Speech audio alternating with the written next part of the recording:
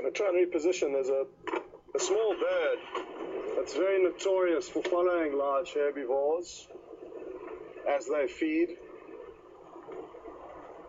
And it does this because it knows these large animals will chase up small insects, grasshoppers as they move, and it's perched and ready to swoop down and catch any of these unlucky little insects.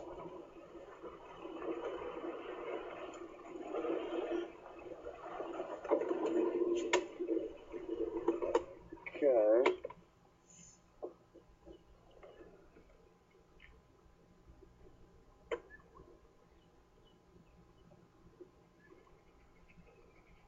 Now the bird, it's difficult to see, but it's perched just to the left of the elephant that's wagging its tail there. We'll see if it doesn't flutter down into the picture if they chase something up. But I think I'm being a bit ambitious, hoping for that from this distance. We'll keep an eye out though.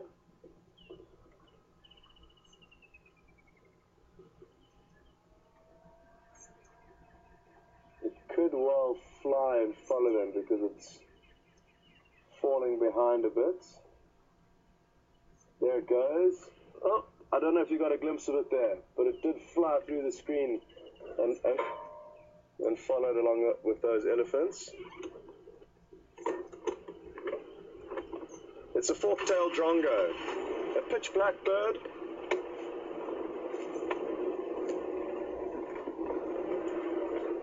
They're extremely clever, and in some areas they've been known to stick around meerkats and follow meerkats, and they help the meerkats some of the time by alarm calling if they see a bird of prey or any threat to the meerkats, and the meerkat then use this intelligence from the fork-tailed drongo and scurry back down their burrows. But then once the meerkats have caught something, the drongo may signal this alarm call, and the meerkats will drop whatever they've caught, scurry down the hole, and the drongo will fly down and pick up the tasty morsel that the meerkats have left behind. So, very clever little bird.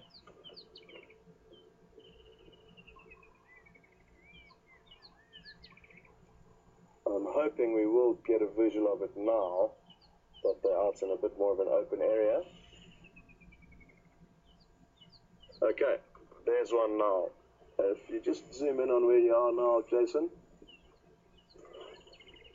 A bit left. Okay, there it is, sitting at the top of that tree. So let's keep an eye on it. And it should, without waiting too long, swoop down and catch something, and or follow the elephants along as they move, waiting for them to chase something up.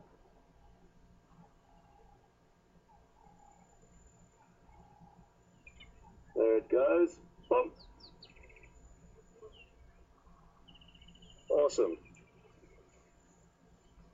Very lucky when the animals play along to the script.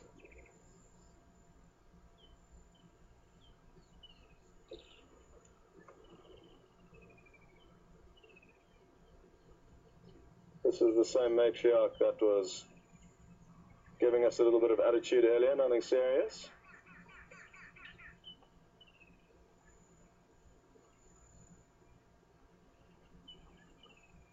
Really awesome how they use their feet to dislodge the roots in combination with their trunk.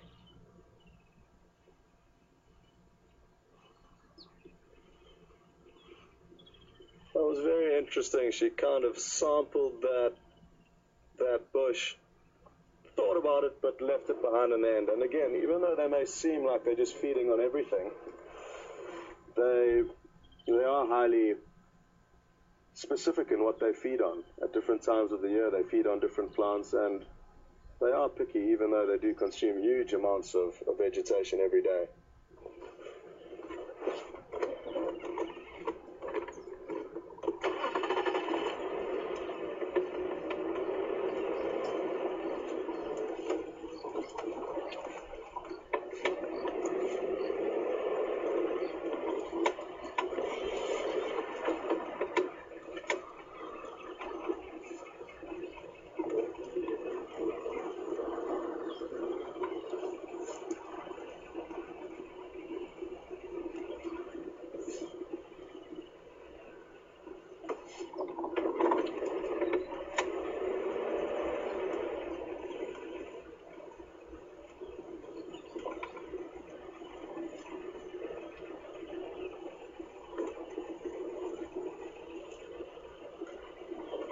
questions just come through from Ginny on Twitter asking whether I've ever seen an elephant give birth. The short answer to that question is no.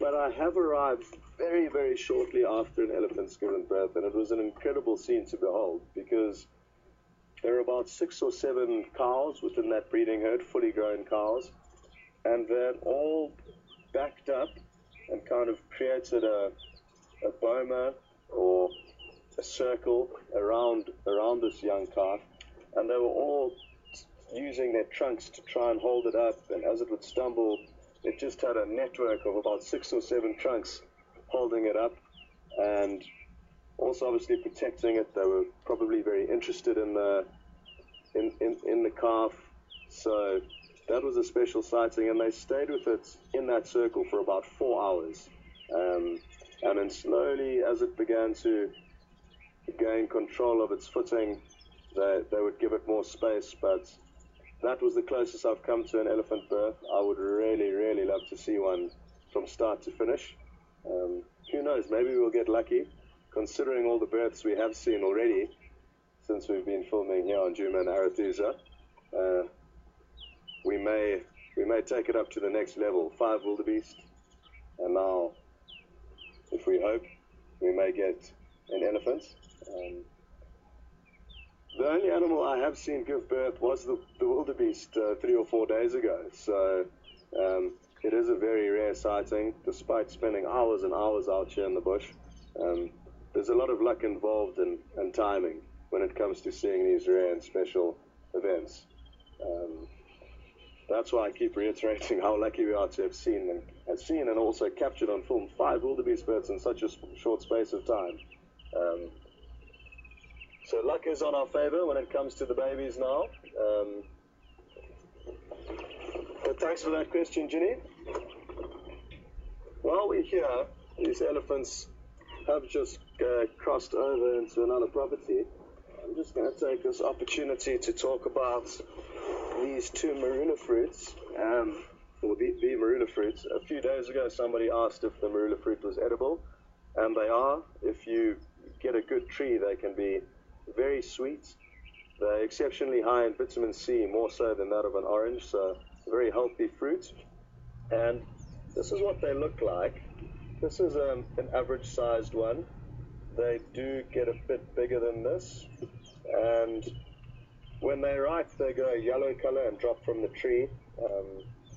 You can eat them off the ground, but you'd like to find one that hasn't been on the ground for too long, obviously.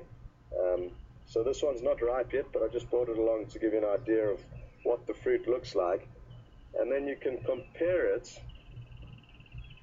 to, this is the seed or the nut that's found within the marula.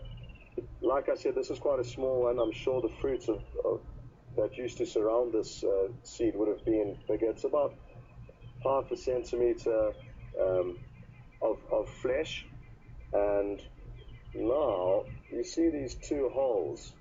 This is where you get the very tasty nut.